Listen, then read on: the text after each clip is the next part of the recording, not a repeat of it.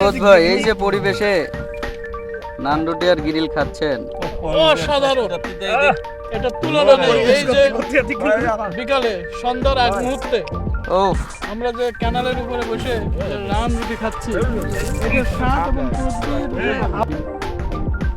আমরা আজকের খাই আমাদের বড় ভাই আসিফ ভাইকে খুব মিস করছি ভাই, মাফ করে দিয়েন ভাই। আজকের খাওয়া দাওয়াতে আপনাকে আমরা নিতে পারি নাই, দুঃখিত। দোষ কার ময়েন?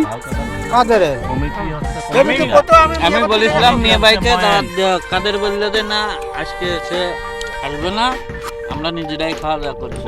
সম্পূর্ণ কাদের দোষের কারণে আজকে মেয়ে ভাইকে আমরা মিস করলাম।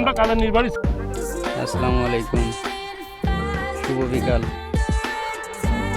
আমরা সবসময় যেগুলা ফাস্টফুড বা ডিসফুড বা নান গ্রিল এগুলা সবসময় আমরা বড় বড় রেস্টুরেন্টে, যেখানে প্রাকৃতিকভাবে সৌন্দর্য ফুটে তোলার চেষ্টা করা হয়, সেই সব জায়গায় খেয়ে থাকি। কিন্তু আজ আমরা এমন একটা পরিবেশে সেই শহরকেন্দ্রিক খাবার নান রুটি এবং গ্রিল খাচ্ছি, একদম খোলামেলা একটা মাঠের মধ্যে, যেখানে আশেপাশে 10 কিলোমিটারের মধ্যে কোনো বাড়ি বা জনবসতি নাই। দেখেন এমন একটা পরিবেশে আজ আমরা খাওয়া দাওয়া করছি। নাজমুল ভাই, এই যে পরিবেশ, যে সুন্দর খাচ্ছেন, কেমন লাগছে? অনুভূতি কি বলার মতো না ভাই।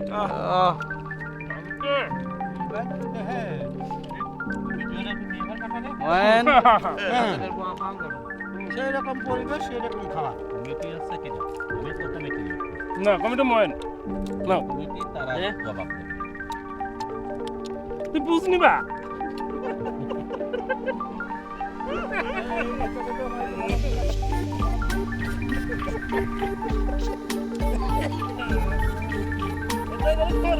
সুবোধ ভাই, এই যে পরিবেশে নান রুটি আর গ্রিল খাচ্ছেন, অসাধারণ।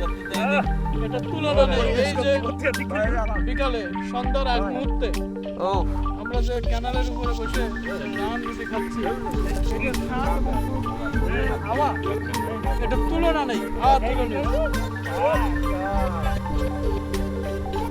আমাদের একের একের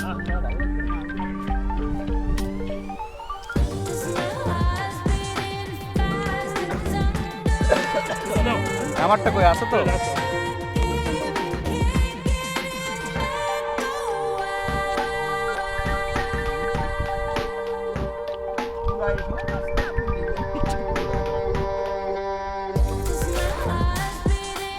ঠিক আছে, আগে খাওয়া দাওয়া শেষ করি, পরে আবার ভিডিও।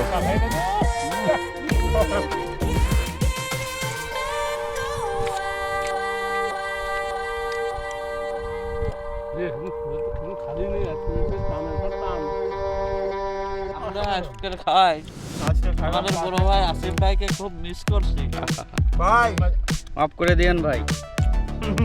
আজকের খাওয়া দাওয়াতে আপনাকে আমরা নিতে পারি নাই, দুঃখিত। দোষ কার ময়েন?